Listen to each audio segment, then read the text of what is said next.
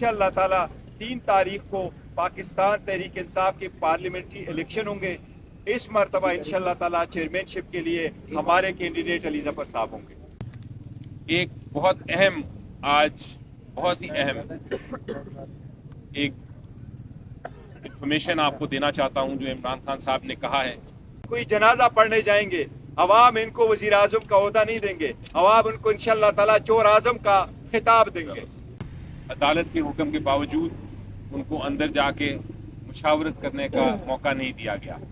आपको पता है कि आजकल असेंबलीज में MNAs MPAs ने जाना है और वहाँ हुकूमत साजी की बात भी होनी है, वहाँ स्पीकर और जो बाकी ओहदे हैं उनके ऊपर भी बातचीत होनी है। ये बड़ा ज़रूरी है कि जो फाउंडिंग चेयरमैन है PTI के, उनके साथ जो पॉलिटिकल लीडरशिप है मुख्तलिफ जगहों से आई हुई, उनसे मुलाकात हो। उसके बगैर ये जमहूरियत और ये पार्लियामेंट्री प्रोसेस नहीं चलेगा। एक बहुत अहम आज बहुत ही अहम एक इंफॉर्मेशन आपको देना चाहता हूं जो इमरान खान साहब ने कहा है। उनकी तरफ से आज एक ख़त जारी होगा और वो ख़त जो है वो IMF को जारी किया जाएगा।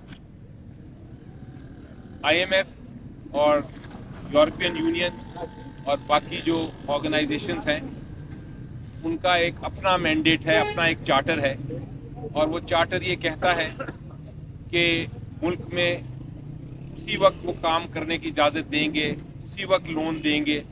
उसकी कंडीशन ये है कि मुल्क में गुड गवर्नेंस हो, और गुड गवर्नेंस तब भी होती है, गुड गवर्नेंस की जो शिक है वो ये है, सबसे अहम शिक, कि मुल्क में जमहूरियत हो। जिस मुल्क में जमहूरियत नहीं है वहाँ जो बैनुल अक़वामी जो इस तरह के अदारे हैं वो काम करना नापसंद करते हैं, ना उनको काम करना चाहिए। और जमहूरियत का सबसे बड़ा सुतून फ्री एंड फेयर इलेक्शन है। लेकिन पूरी दुनिया ने देखा, पूरी दुनिया ने विटनेस किया कि जो लोगों का मैंडेट था, जो लोगों का वोट था, वो रात के अंधेरे में चोरी हुआ। प्री पोल रिगिंग जो है उसको तो छोड़ दें, पोस्ट पोल रिगिंग जो रात को हुई, जिसमें जीते हुए कैंडिडेट्स हमारे जो थे उनको हराया गया, PTI के कैंडिडेट्स को, और जो हारे हुए थे, बुरी तरह हारे हुए थे, उनको जिताया गया। तो ये जो चोरी था मैंडेट, उसमें जमहूरियत नहीं चल सकती। और अगर इलेक्शंस फ्री एंड फेयर नहीं हुए तो किसी भी अदारा जो है वो अगर अवाम के हक को जहाँ देखता है कि वाकई चोरी हुई है, वहाँ वो लोन उस मुल्क को नहीं दे सकता, क्योंकि वो लोन जो है जो कर्जा देगा वो अवाम पे और उसका बोझ होगा। और ऐसी हुकूमत जिसके पीछे अवाम का एतमाद ना हो, वो उस लोन को वापस करने में, मुल्क की तरक्की में, मुल्क की जो क्राइसिस हैं इतने सारे, उनको हल करने में वो नाकाम रहेगी। इसलिए हमारा जो खत जाएगा इमरान खान साहब की तरफ से IMF को, उसमें हम वाज़ेह तौर पे ये कहेंगे कि अगर IMF ने कोई बातचीत करनी है तो पहले वो ये कंडीशन ये वाज़ेह कर दे कि ये जो रिगिंग हुई है जितने हलकों में, उन हलकों के ऊपर ऑडिट हो। एक ऑडिट टीम बैठे, independent Azad audit team, election commission of Pakistan नहीं, एक आज़ाद इंडिपेंडेंट ऑडिट टीम जो कि अगर तो सुप्रीम कोर्ट ऑफ पाकिस्तान की सरबराही के तहत बनाई जाए तो बहुत अच्छा है, लेकिन उसमें जुडिशरी का ज़रूर इन्वॉल्वमेंट हो, और वो ऑडिट के बाद वो फैसला करे कि जहाँ जहाँ धांधली हुई है वहाँ वहाँ जो कैंडिडेट जीते हैं उनका नोटिफिकेशन करे। उसके बाद IMF आगे कोई बातचीत करे हुकूमत से, क्योंकि उसके बगैर अगर ये ऑडिट नहीं होता, ये जो धांधली है इसको ख़त्म नहीं किया जाता, तो फिर किसी किस्म का जो स्टेप होगा लोन देने का IMF का, वो पाकिस्तान के लिए नुकसान देगा। दूसरी जो बड़ी अहम बात थी वो ये थी कि इमरान खान साहब के ख़िलाफ़ जो केसेस किए गए हैं, उन्होंने आज मुझे कहा है कि मैं पैगाम दूँ कौम को कि उनकी जो वाइफ हैं बुशरा खान, मिसेस बुशरा खान, ان کے خلاف جو کیسز بنائے گئے ہیں اور جو سزا دی گئی ہے وہ صرف اور صرف عمران خان صاحب کو ہیومیلیٹ کرنے کے لیے دی گئی ہے. اور اب حال یہ ہے کہ ان کو ایک بنی گالہ میں بند کر دیا گیا ہے، جہاں اطلاع یہ آ رہی ہے کہ ان کی جان کو بھی خطرہ ہے، اور ان کو پچھلے 2 مہینے سے ملنے کی اجازت بھی نہیں دی جا رہی.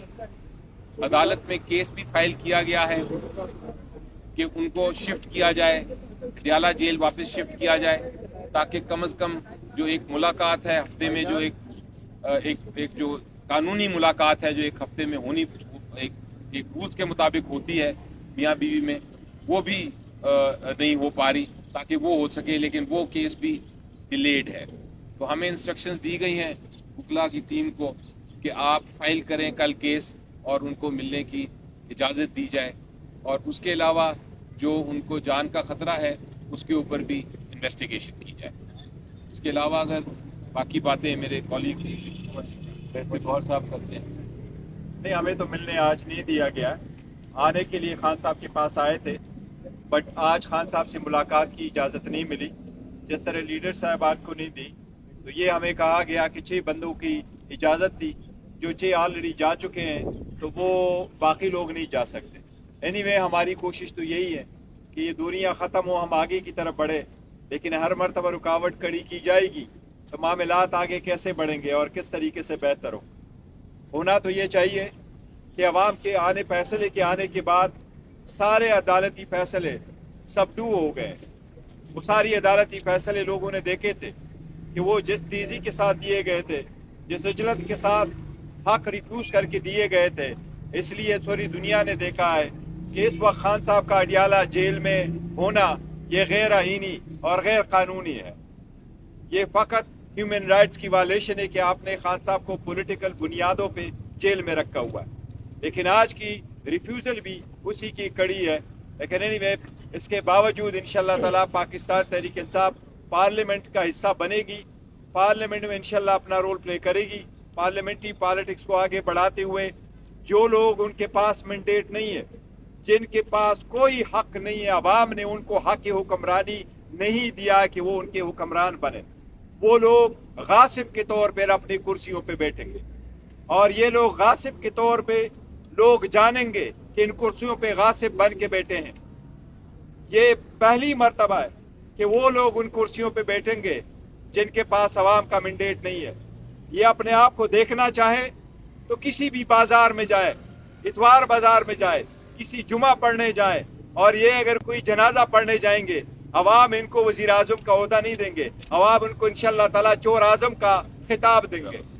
اور انشاءاللہ عوام یہ چور اعظم کو سے حساب پھر بھی لیں گے. پی ٹی آئی پارلیمان کی بالادستی پہ یقین رکھتے ہوئے ہم انشاءاللہ تعالیٰ پارلیمانی سیاست میں رول پلے کریں گے انشاءاللہ تعالیٰ. چیف کے لیے کون ہوگا؟ دیکھیے، پہلی بات تو یہ ہے کہ جہاں آپ نے کہا کہ ہم نے نہیں جمع کر لیے تھے، ہم جمع کرتے رہے، لیکن 2-3 نام بیچ میں سے رہ گئے تھے، وہ ضروری نہیں تھے اس پرپس کے لیے ہیں، تو ہم نے نامینیٹ کر دیا تھا اور سبمٹ کر رہے تھے. لیکن آخری وقت میں 1-2 نام ہم نے رکھ لیتے اپنے پارٹی کو پارلیمنٹری لیول پہ بھی ریپرزینٹ کرنے کے لیے، کہ ہم اس لیے رکھیں گے تاکہ ہم اپنے پارٹی کا وہ تشخص پھر بھی کنٹینیو کریں گے. انشاءاللہ تعالیٰ 3 تاریخ کو پاکستان تحریک انصاف کے پارلیمنٹری الیکشن ہوں گے. اس مرتبہ انشاءاللہ تعالیٰ چیئرمین شپ کے لیے ہمارے کینڈیڈیٹ علی ظفر صاحب ہوں گے انشاءاللہ تعالیٰ، اور عمر ایوب صاحب ہمارے سیکرٹری جنرل کے لیے کینڈیڈیٹ ہوں گے. یہ خان صاحب کا فیصلہ ہے، ہم باقی سارے پارلیمنٹری رول پلے کریں گے انشاءاللہ تعالیٰ، اور علی صاحب کو کامیاب اور کروائیں. اس سے صاحب جو ابھی آپ نے نام لیے یا ہم نے دیکھا جو وزیر اعظم نامزد ہو رہے ہیں، وزیر اعلیٰ کے پی کے ہو گئے، پنجاب ہو گئے، اس میں کسی بھی جگہ آپ کا نام نہیں. آپ بڑے مشکل حالات کے ساتھی رہے.